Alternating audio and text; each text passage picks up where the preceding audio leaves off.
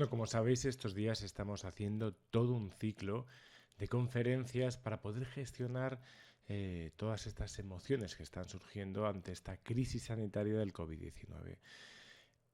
Os vamos a ofrecer varios fragmentos, no os vamos a ofrecer todas las conferencias enteras en un principio porque entiendo que 2 horas a veces son complicadas. Entonces, bueno, vamos con diferentes fragmentos. En esta ocasión vamos a hablar de gestión ante la incertidumbre. ¿Qué tiene que ver un cisne negro con un coronavirus? Bueno, pues eso es lo que vamos a tratar de explicar en esta parte de la conferencia. ¿Qué tienen que ver los cisnes negros con el coronavirus? Bueno, pues os lo voy a intentar explicar. Veréis, antes del descubrimiento de Australia, nadie se podía creer que existiesen los cisnes negros. El poeta Juvenal acuñó esta expresión que se utilizó durante siglos en la humanidad como una metáfora de lo imposible, ¿no? Que pone algo así como rara avis in terris nigroque similimina signo, que traducida, no sé, este es mi latín básico, pero viene a decir como rara ave en la tierra como un cisne negro. Durante muchos años, los seres humanos, sobre todo en el Londres del siglo XVI, decir esto de los cisnes negros era como decir, bueno, como una vaca volando, o decir que como un burro volando, o decir que esto va a pasar cuando las ranas críen pelo. Bueno, pues pasa algo muy curioso porque en el descubrimiento de Australia, en una expedición holandesa, se descubrió algo que todos ignoraban, porque todo el mundo tenía muy claro que hasta ahora los cisnes que eran blancos y no se podía discutir. Pero este hombre descubrió cisnes negros en Australia. Tarin Saleh, que es un filósofo, empezó a establecer esta teoría del cisne negro para entender cómo los seres reaccionamos ante lo desconocido, cómo los seres humanos reaccionamos ante lo inesperado. Y empezó a hablar de que, bueno, estamos solamente en el siglo XX y en el XXI, podemos hablar de una serie de cisnes negros, y ahora os hablaré, ¿no? Por ejemplo, durante toda esta crisis económica, la crisis económica que empezó durante el 2008, era obvio que estábamos viviendo por encima de nuestras posibilidades, que el sistema bancario estaba totalmente desregularizado, que estaba descontrolado, y además que la avaricia tenía que hacer estallar esta burbuja, ¿no? Y eso lo tenemos claro, ¿no? Todo el mundo da por hecha estas hipótesis como si fuesen cosas clarísimas y como si fuesen cosas obvias que cualquiera en su sano juicio tenía que haber tenido muy claro en ese momento. Y sin embargo, no debía ser tan obvio para ninguno de nosotros porque el suelo desapareció bajo nuestros pies. O sea, el sistema económico se fue a pique y nos dimos de bruces contra el suelo y de repente nos quedamos ahí viéndolas venir. ¿Qué otros cisnes negros han aparecido? La subida, la ascensión de Hitler, la Primera Guerra Mundial. Hablamos del atentado de las Torres Gemelas. Fueron situaciones que los seres humanos nos quedamos boquiabiertos porque no podíamos ni siquiera imaginar que esto podría suceder. Siempre hay 3 o 4 que puede ser más o menos visionario, pero la sociedad como conjunto no podía imaginar que un día el bloque soviético iba a desaparecer. No podía imaginar que la Segunda Guerra Mundial, después de la Primera, tampoco iba a aparecer. Luego sí lo sabemos porque luego nos inventamos las explicaciones de eso, pero vamos a entender que hablamos de un cisne negro cuando es un suceso que es absolutamente inesperado, es un suceso que tiene un gran impacto en nuestras vidas y es un suceso que se encuentran siempre estas explicaciones a posteriori. Ahora estamos todos muy indignados porque sabíamos que teníamos que haber tomado, vamos, el relevo hacía mucho tiempo de China, después de Italia, lo sabíamos pero no lo sabíamos. Vamos a entender que muchas veces al final terminamos siendo más espectadores de la película, pero no conocemos el guión. La metáfora, lo que nos habla de los cisnes negros y lo que estamos viviendo, señoras y señores, es un cisne negro absolutamente, es que en conclusión no somos muy buenos predictores de las realidades complejas. La conclusión es que la realidad es tan compleja y abarca tantos factores que la diferencia entre nuestras predicciones acerca de lo que va a ocurrir y lo que termina sucediendo nos hace entender que tenemos una ilusión de control enorme. que nuestro cerebro necesita sobreestimar muchas veces una cierta sensación de control y así nos lo está haciendo creer, pero que es verdad que vivimos en un mundo mucho más incierto del que somos capaces de admitir. Es un mundo incierto, es un mundo caótico y en el que, bueno, pues tenemos que empezar a ver y que no somos tan buenos adivinos. Los seres humanos somos buenos para adivinar situaciones simples, pero las situaciones complejas no las tenemos tan claras. Tenemos mucha confianza en el control y en nuestro cerebro, pero esto no siempre es así. Esto es algo que vamos a ver. Vamos a hablar durante todas estas situaciones y durante todo este tiempo, vamos a hablar precisamente de esto. Vamos a hablar precisamente de cómo vamos a estar intentando controlar absolutamente esta situación y cómo nuestro cerebro está hecho un poco para el control, pero vamos a ver cómo muchas veces esta sensación de tener que tenerlo todo controlado fracasa porque el mundo quizás es demasiado incierto. Una de las cosas que tenemos que entender para empezar a convivir, que vamos a convivir unos cuantos días aparte con nuestros familiares, si estáis conviviendo con familiares, con nosotros mismos, vamos a entender una cosa importante del cerebro en este caso y es que, como os tengo que decir que el cerebro está hecho para sobrevivir. El cerebro no está hecho para ser felices. El cerebro está hecho para intentar predecir algunas cosas. El cerebro va a estar intentando buscar patrones todo el tiempo, va a tratar de adivinar el futuro, va a tratar de anticiparse, ¿de acuerdo? Pero estamos ante un cisne negro. No sabemos qué es lo que va a ocurrir. Nos toca un periodo de vivir con incertidumbre. El cerebro no le gusta nada esto, porque el cerebro, vamos a ver que muchas veces necesita ver las películas con un final cerrado. Al cerebro le gustaría que todos acabásemos aquí con un final feliz, con un susto y más o menos intenta llegar hasta esa situación y necesita concluir, pero en este caso no estamos en esta situación, es una situación que estamos en estado de alarma. Ahora mismo estamos viviendo en incertidumbre, ahora mismo estamos viviendo ante una situación que no podemos concluir y que no vamos a poder concluir durante un tiempo. Esto dispara la angustia.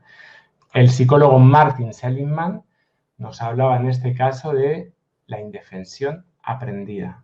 Nos encontramos en este caso con esta definición. Indefensión aprendida es en la que el sujeto deja de responder, deja de intentar, no entiende muy bien de dónde están viniendo las cosas y muchas veces al no saber qué hacer, al no saber cómo moverse en esa situación, vamos a aparecer con muchos principios de ansiedad y con muchos principios de depresión, ¿vale? Así que, bueno, la teoría del cisne negro de Tarin-Kaleck, en este caso, nos dice que quizá no seamos muy buenos prediciendo, pero que quizá nos tengamos que enfrentar al principio de la incertidumbre. Vais a convivir con vuestro cerebro durante todos estos días, como os digo, aparte de vuestros familiares si tenéis, en este caso con vosotros, y vamos a tener que convivir con la incertidumbre. Y esto es lo que vamos a tratar, por lo menos, de resolver en esta primera parte. El señor Epícteto nos hablaba así en su plegaria de la serenidad. Bueno, se le han colocado a Epícteto, a San Agustín, se le han colocado a todo el mundo. Vamos a colocarnos a Epícteto. Epícteto, por si no lo sabéis, era un filósofo estoico, los estoicos, Epicúreo, pero sobre todo concédeme sabiduría para tratar de entender la diferencia entre lo que puedo cambiar y lo que no puedo cambiar. Empezar va a ser mejor abandonar. ¿Qué es lo que puedo hacer si yo no puedo predecir lo que va a suceder? Yo no sé si va a venir una vacuna antes, no sé si va a venir una vacuna después, no sé cuánto tiempo va a durar esta sensación de incertidumbre, pero tengo que lidiar con ella, me guste o no. En la vida, en general, pues sí que tengo al final que tengo que terminar lidiando con la incertidumbre y lo he tenido que hacer durante muchas veces en mi vida.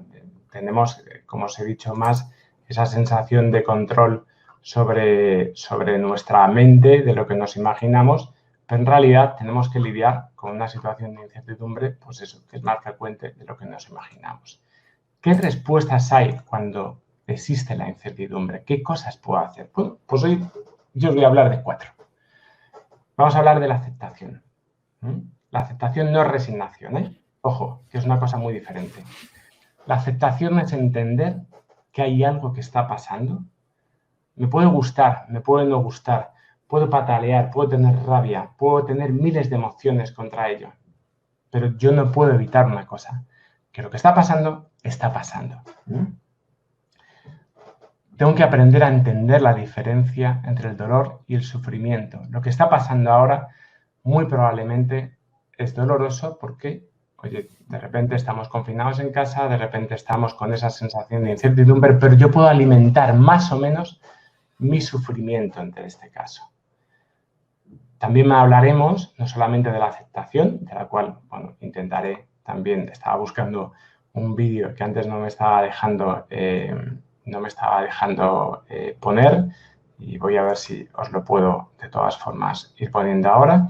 Además de eso vamos a hablar de la necesidad de actuar, ¿vale? Una vez que he entendido que hay cosas que no puedo ganar, que hay batallas que no puedo ganar, tengo que entender una cosa, que necesito actuar, ¿vale?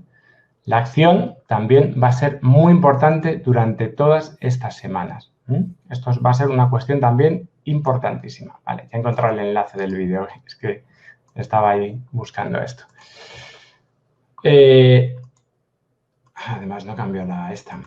Otra cosa que vamos a hablar es hacia dónde me dirijo. Y sobre todo, también, importantísimo, ¿qué es lo que yo puedo aportar en esta situación? Porque tenemos que tener muy claro una cosa. Esto solamente se puede parar con un conjunto de acciones individuales, que cada uno se pueda responsabilizar de una situación. Uno no está confinado en casa porque esté castigado. Uno está confinado en casa porque necesitamos que esto sea así y porque uno es responsable con respecto a esto. Vamos a entender que aceptar no significa resignarme. Resignarme es una trampa de la aceptación. La resignación es la sensación un poco como lo que os he dicho antes, ¿no? De esta indefensión, de esta sensación de indefensión. La resignación viene a ser como un poco un sucedáneo de la aceptación, pero con mala leche, con mal yogur, ¿no? Tenemos que aceptar una cosa, tenemos que dejar de decirnos a nosotros mismos que esto no debería de estar pasando, que esto no debería pasar. Está ocurriendo, como ya os he dicho. Tenemos que aprender a liberarnos, por lo menos, de una serie de imposiciones. Si no, estamos así. Si no, estamos como una polilla, como os estaba diciendo, alrededor de la luz. Esto es como aquel chiste que contaban, ¿no? Que decía que era un hombre que venía bebido a casa y entonces se estaba dando vueltas alrededor de una farola, ¿no? Entonces, de repente, él dando vueltas alrededor de esa farola, bueno, pues se quedó con la idea de que buscaba y buscaba y no lo encontraba.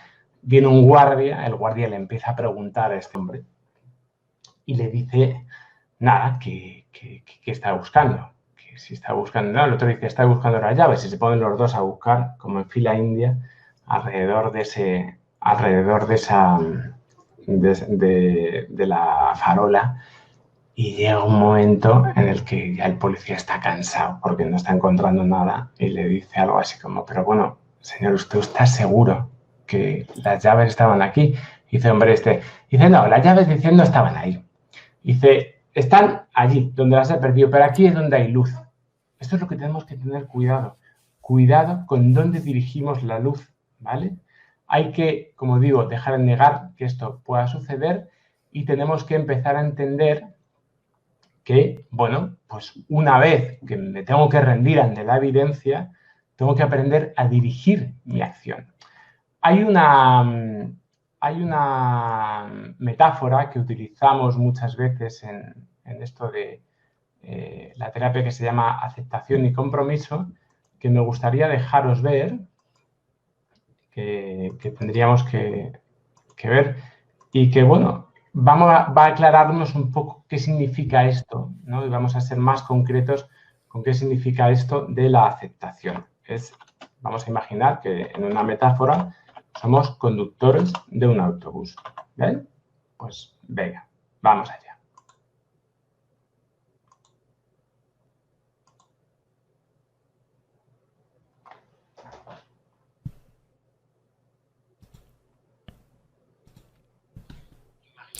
Imagínate que eres el conductor de un autobús con muchos pasajeros. Los pasajeros son pensamientos, sentimientos, recuerdos y todas esas cosas que uno tiene en su vida. Es un autobús con una única puerta de entrada y solo de entrada. Algunos de los pasajeros son muy desagradables y con una apariencia peligrosa. Pues bien, mientras conduces el autobús, algunos de estos pasajeros comienzan a amenazarte, diciéndote lo que tienes que hacer, dónde tienes que ir. A veces te dicen gira a la derecha, ahora vete más rápido. Incluso a veces te insultan y te desaniman. Tú te sientes muy mal y haces casi todo lo que te piden para que se callen, para que se vayan al fondo del autobús durante un rato y así te dejen conducir tranquilo. Pero algunos días te cansas de sus amenazas y quieres echarlos del autobús, pero no puedes. Discutes y te enfrentas con ellos. Sin darte cuenta, la primera cosa que has hecho es parar. Has dejado de conducir y ahora no estás yendo a ninguna parte. Y además los pasajeros son muy fuertes, resisten y no puedes bajarlos del autobús, así que, resignado, vuelves a tu asiento y conduces por donde ellos te mandan para aplacarlos. De esta forma, para que no te molesten y no sentirte mal, empiezas a hacer todo lo que te dicen y a dirigir el autobús por donde dicen, para no tener que discutir con ellos ni verlos. Haces lo que te ordenan y cada vez lo haces antes, pensando así en sacarlos de tu vida. Y muy pronto, casi sin darte cuenta, ellos ni siquiera tendrán que decirte gira a la izquierda, sino que girarás a la izquierda para evitar que los pasajeros se echen sobre ti y te amenacen. Así, sin tardar mucho, empezarás a justificar sus decisiones, de modo que casi crees que ellos ya no están en el autobús y te convences de que estás llevando el autobús por la única dirección posible. El poder de estos pasajeros se basa en amenazas del tipo: mira, si no haces lo que te decimos, apareceremos y haremos que nos mires y te sentirás mal. Pero si lo piensas bien, eso es todo lo que pueden hacer. Es verdad que cuando aparecen estos pasajeros, pensamientos y sentimientos muy negativos parece que te pueden hacer mucho daño y por eso aceptas el trato. Y haces lo que te dicen para que te dejen tranquilo y se vayan al final del autobús donde no les puedas ver. Tienes que entender que intentando mantener el control de los pasajeros, en realidad has perdido la dirección del autobús. Ellos no giran el volante, ni manejan el acelerador, ni el freno, ni deciden dónde parar, porque el conductor eres tú. Así que asume que siempre habrá un ruido de fondo, pero nosotros podemos decidir hacia dónde mirar, qué escuchar, y si ese ruido será un personaje principal o tan solo lo aceptaremos como algo más. Claro, tiene que ver de alguna manera como también aprender a manejar y aprender a ver, bueno, pues toda esta serie de pensamientos obsesivos que probablemente nos vayamos a encontrar durante todo este tiempo. Nos dicen que algunas personas, es que entender que somos muchos en la sala, somos ahora mismo 179 personas, que a algunas personas se les corta la conexión. Siempre hay que darle al botón de reconectar. Yo sé que a veces puede ser frustrante, de todas formas no os preocupéis porque esto se queda grabado y esto también lo podréis ver tanto en YouTube como lo podréis ver también en la página donde os habéis inscrito a esta serie de talleres, ¿de acuerdo? Entonces, bueno, vamos a ir viendo esto, vamos a seguir. Y vamos a entender, bueno, pues esta relación, es verdad, nosotros somos nosotros vamos a tener que ser esos conductores de mi cabeza y mis pensamientos van a ser mis pasajeros. La gran mayoría de las veces lo que intento es intentar controlar a esos pasajeros. Y ese es mi error. Intento contentarles, intento a veces enfadarme con ellos, pero esto hace una cosa que es muy difícil para nosotros, que es, al final, yo necesito ir a mi destino. Yo tengo que entender que mi cabeza va a estar llena de ruido durante todo este tiempo. ¿Por qué? Porque la mente es un gran generador de ruido. ¿Bien? Pero yo tengo que entender y tengo que saber llevar una dirección a pesar del ruido. Porque yo el ruido puedo elegir enfocarme o no enfocarme en él. Tenemos alguna metáfora también que tiene que ver con esto. Es como nosotros, imaginaos que yo veo el mundo a través, ahora que tenemos que verlo todos desde la ventana, yo veo el mundo a través de una ventana. Y yo, bueno, pues mira, por lo menos aquí estoy con mi encierro, estoy aquí con este tiempo que estoy de cuarentena y bueno, pues miro el mundo a través de la ventana, pero imaginaros que un día nos colocan de pronto, pues eso, una mancha en medio de la ventana. Nosotros, que por lo menos teníamos esa ventana para ver el mundo, de repente nos han colocado una mancha ahí. ¿Bien? Las personas en un momento determinado podemos empezar a sentirnos muy frustrados porque ¿por qué tiene que haber una mancha en la ventana en ese momento? ¿Qué es lo que hace que haya una mancha en la ventana? ¿Por qué el mundo es tan injusto que tiene que haber una mancha en la ventana? ¿Por qué ese además se está andando y yo me quedo en casa? ¿No? O sea, ¿qué está pasando aquí? ¿No? Así que yo intento quitar la mancha, intento, vamos, de todas las maneras, pero es que la mancha no se va. ¿Mm? Y llega un momento determinado en el que entiendo que la mancha es que por culpa de la mancha yo tengo esta emoción, yo tengo este estado de ánimo. Y que además que no tengo la ventana que yo quería tener. Pero tenemos que entender una cosa. Lo que me hace estar mal no es la mancha, sino que solamente me estoy fijando en ese momento, en esa mancha. Estoy intentando resolver que esa mancha deje de estar ahí. Y eso es mi perdición. Espero que esta metáfora, junto con la del autobús, nos quede bien claro para entender qué significa la aceptación. No significa resignarme, significa aceptar que hay una mancha en la ventana. Pero yo puedo estar mirando obsesiva y compulsivamente esa mancha en la ventana, como me puedo poner a mirar, y ahora lo hablará Cristina con vosotros, a mirar las noticias y a tener esa sobreinformación, esa saturación de información sobre lo que está sucediendo todos los días, ¿no? Mirando eso, mirando la bolsa, puedo estar mirando eso o, oye, tengo cosas que hacer. Estoy en mi casa, pero tengo cosas que hacer. Dostoyevsky, que es para mí uno de mis escritores favoritos, nos dijo una cosa: solo temo una cosa. ¿Sabéis lo que temía Dostoyevsky? No ser digno de mi sufrimiento. Y es verdad que estamos en un momento determinado en el que lo estamos pasando mal. Tenemos que entender esto. Pero solamente la suma de acciones individuales, lo que yo pueda hacer, lo que yo pueda aportar en todo esto, y la suma de esas acciones individuales en un esfuerzo colectivo puede llegar a solucionar esto que estamos viviendo, ¿no? Decía este autor del El hombre en busca del que escribió El hombre en busca de sentido, Víctor R. Frank. Este hombre pasó, y os recomiendo que si podáis, como lectura, si podéis leer este libro durante esta temporada. Hay mucha gente que está leyendo La peste de Camus, está leyendo... A mí me dan otra historia. A mí me gusta mucho, pero yo recomiendo este libro porque es la historia de cómo este psiquiatra judío estaba interno en un campo de concentración y se preguntaba todos los días: oye, ¿por qué estoy yo aquí? ¿Por qué no me tiro a la alambrada? ¿Por qué no? ¿Qué es lo que hace que las personas sigan manteniendo la esperanza en esa situación?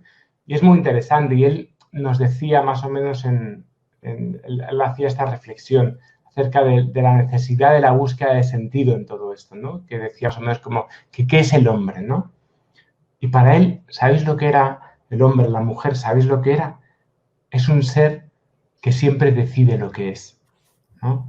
Es un ser que ha inventado las cámaras de gas, pero también es la persona que también es el sanitario que está ahí ahora mismo al pie del cañón, también es el esfuerzo de todas esas personas que están reponiendo las mercancías en los supermercados. También, bueno, estaba hablando hoy con varios pacientes y algunos tienen que trabajar, porque es que imaginaros que le pasaba a una chica hoy, ¿no? Trabaja en un centro de menores y entonces, si ella no va, nadie va y tiene que estar muy expuesta a esa situación. Pero si ella no va, ¿qué pasa? ¿No? Y esto es la paradoja, ¿no? Que nos estamos encontrando, sin embargo, muchas veces con pacientes que yo tengo agorafóbicos. La agorafobia no es el miedo a los espacios abiertos, la agorafobia es el miedo al loro, a lo que estamos hablando. La agorafobia es el miedo a estar lejos de tu zona de seguridad, a no poder recibir ayuda, ¿sí? A no poder acceder a mi zona de seguridad o no tener nadie que me socorra. Las personas con agorafobia llevan entrenándose años para esto. ¿De acuerdo? Esto es un poco la esencia de la agorafobia. Por eso hablaremos en algunas de las conferencias que vayamos a dar durante todo este tiempo sobre esta paradoja. Y algunos de ellos me decían, joder, Rubén, todos los días, ahí yo haciendo todo mi esfuerzo para caminar y para seguir adelante y para que no me dé miedo estar fuera en la calle en lugares inseguros, para que eso, y de repente estoy aquí y ahora, tengo que salir, ¿no? Tengo una sensación casi claustrofóbica de tener que salir, ¿no? Y era un poco esa paradoja, ¿no? Busquemos que dentro del accidente que estamos viviendo, y ojo, no os estoy planteando que ahora que tenemos que ser positivos, que mira, quizás sea mejor, pero que tengamos que no pensar, porque esas son cosas que si los obsesivos son obsesivos, no es porque no quieran no pensar o pensar precisamente en eso. Decir, por ejemplo, yo os lo diría ahora, ¿no? Decir a vuestra mente que intente no pensar, pues como decimos siempre, en un elefante rosa, ¿no? Ahora mismo, de un minuto. Bueno, pues os aseguro que intentar no pensar en eso es la mejor manera para pensarlo. Pero sí que es cierto que necesitamos entender, ¿vale?, qué es lo que vamos a sacar de esta situación, ¿vale? ¿Qué es lo que, ya que estamos aquí, ya que nos hemos caído aquí, tenemos que ver cómo hacer un espacio mejor? Si algún día cayésemos en el infierno, ¿vale?, tendríamos que entender cómo puedo mejorar mi situación en el infierno. Y eso es importantísimo, ¿no? Nietzsche nos dijo que quien tiene algo por qué vivir puede soportar cualquier cómo. Y es el momento para darle sentido también a todo esto. El accidente positivo es la historia de Maurice Chevalier.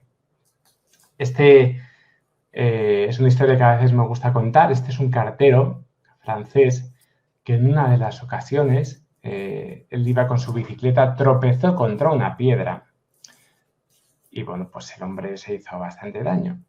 Cogió la piedra y se fijó que esa piedra con la que había tropezado no era una piedra normal. Era una piedra que tenía unos rebordes determinados, era una piedra pues, que tenía un poco su aquel, ¿no? Le gustó esa piedra, ¿no? A ver, uno no tiene que enamorarse del coronavirus, o sea, está ahí, o sea, todos tenemos miedo, pero entendió que sí que podía hacer algo con esa piedra, ¿vale? Bueno, este hombre estuvo recopilando piedras durante toda su vida y creó este palacio al loro, ¿eh? Por eso os recomiendo que veáis la historia de Maurice Chevalier y veáis lo que hizo con las piedras con las que se tropezó, ¿no? Bueno, cosas impresionantes. Este hombre recorría a diario 33 kilómetros para repartir el correo, se encuentra una piedra, se escacharra, ¿no? Perdonad porque está pixelada esta imagen, pero no había encontrado otra, porque esta es de las gratuitas, esta imagen. Y entonces, bueno, el hombre construyó un palacio ideal, ¿no? Acabó con este palacio, hizo una mezquita, un castillo medieval y una sepultura en la que el propio Cheval pretendía además que lo enterrasen. Vale, ya tengo dos cosas. Tengo que aprender a aceptar, ¿de acuerdo?, que soy el conductor de mi cabeza. No hay nadie más ahí detrás. Podéis ir al psicólogo, pero ahora mismo, oye, vosotros estáis con vosotros mismos y tengo que aprender a llevarme bien conmigo, tengo que aprender a caerme bien en esta situación, tengo que aprender a apoyarme en esta situación.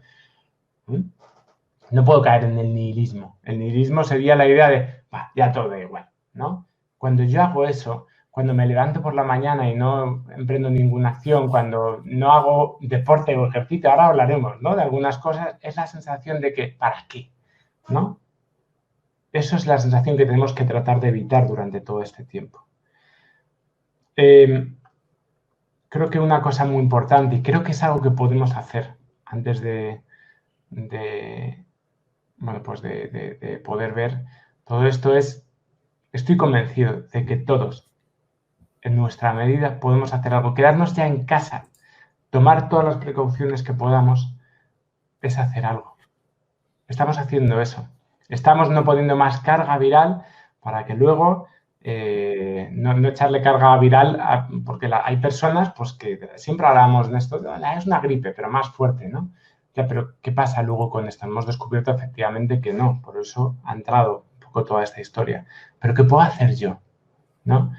Porque esto también ha destapado una serie de valores que quizás hasta ahora estábamos también viviendo como sociedad, como el primero yo, como la felicidad que está basada en el hedonismo, en la satisfacción de mis necesidades, en la individualización, en esa cosa un poco tan importante donde de repente el yo a pasar es una cosa tan importante ahora mismo y mis proyectos y mi vida y mis fotos de Instagram y mis fotos de Facebook, bueno, pues vamos a ver un poco todo eso. Los griegos llamaban la felicidad eudaimónica, aquella felicidad que tenía que ver con algo que va un poquito más allá de mí, ¿no? Los que sean padres, a veces, y madres, pueden entender esto. Pueden entender como cuando son papás y mamás, muchas veces, y no siempre, pero a veces tienes esa conciencia, tú ya no te preocupas tanto por tu camino, te preocupas por también generar un camino también del otro.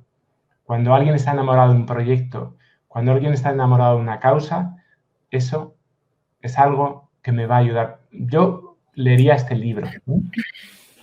Os diría también este libro que se llama El hombre en busca de sentido, ¿de acuerdo? Que para que lo tengáis. Y bueno, yo puedo vivir en una casa y yo puedo vivir en una casa que sea de alquiler, pero ya que estoy, que sea alquiler no significa, porque al fin y al cabo, si os fijáis, vivimos en casa de alquiler, ¿de acuerdo? Estamos alquilando esto un tiempo y luego ya, pues veremos. Pero es bueno, mejor, estamos alquilando un poco toda esta casa, ¿no? Todo este mundo que estamos viviendo. Pero tenemos que ver un poco cómo lo dejamos mejor. Espero que esto sirva un poco para poder trabajar en esa conciencia. Por eso es tan importante que hoy a las 8 la gente se haya puesto a aplaudir, porque es la sensación de que estamos compartiendo algo, que estamos con angustia, que estamos con miedo, que estamos con vulnerabilidad, pero estamos compartiéndolo. No tengáis tanto miedo a veces a las emociones, hay veces que hay que dejarse caer, porque hay que dejarse caer, no hay necesidad de controlar tanto, no os preocupéis, las emociones como todo son finitas. Mis obsesiones son las que hacen alimentar a veces esos círculos de no voy a poder, pero mis emociones son finitas y a veces estaré con miedo. Si tenéis que llorar, pues lloráis. Ya está, no es un drama, pues punto. Si un día os sentís derrotados, a veces, esto me lo decía mi padre hace poco, y que es un tipo muy sabio, y me decía algo así como, Rubén, es que hay veces que hay que dejarse caer, porque solamente cuando me dejo caer es cuando puedo ver bien las cosas. No pasa nada. No me estoy refiriendo a que nadie tenga que rendir ni nada parecido, sino que a veces emocionalmente necesito descargar. No tengo que tener tanto miedo al miedo. El miedo, como todo, es finito. Y llegará un momento determinado, como lo bueno de la vida, pues es finito. Pues esto también será finito. Yo os quería dar, yo creo que esto ya ha circulado bastante. Me he preocupado bastante para que no fuese un bulo, por favor, porque ha circulado un montón de cosas. Pero bueno, he estado mirando y es una iniciativa, ya sabéis, toda esta iniciativa, nosotros como colectivo agorafóbico, claustrofóbico, como colectivo, sabemos la situación que están viviendo muchas de las personas que ahora mismo están en los box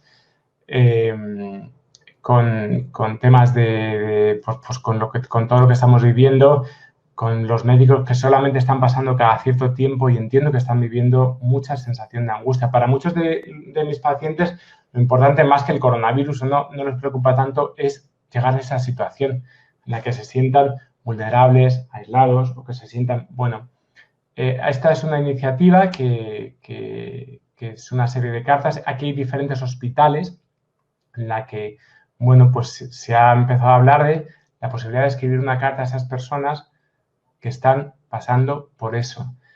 De verdad he estado intentando investigar, por favor, que no fuese un bulo, que no fuese... Y he estado mirando bastante. Y por lo que he podido, pero yo no puedo poner la mano en el fuego, pero por lo que he podido ver, no es así. Está en muchos medios de comunicación, lo han recogido y está ahí. Esta persona efectivamente existe y no se trata solamente de una estrategia para quedarnos con nuestros datos. Escribir una carta, pues ya está, ¿no? Si podemos hacer eso, si podemos hablar de esto, si podemos compartir esto con lo que nos rodean, si de repente puedo llamar a aquella persona que yo sé que a lo mejor está en casa porque haré de esta casa de alquiler algo un poco mejor. No significa que no lo pasaré mal, pero como os digo, tenemos que ser dignos de nuestro sufrimiento. ¿Vale? Nos vamos a quedar un momentito con esto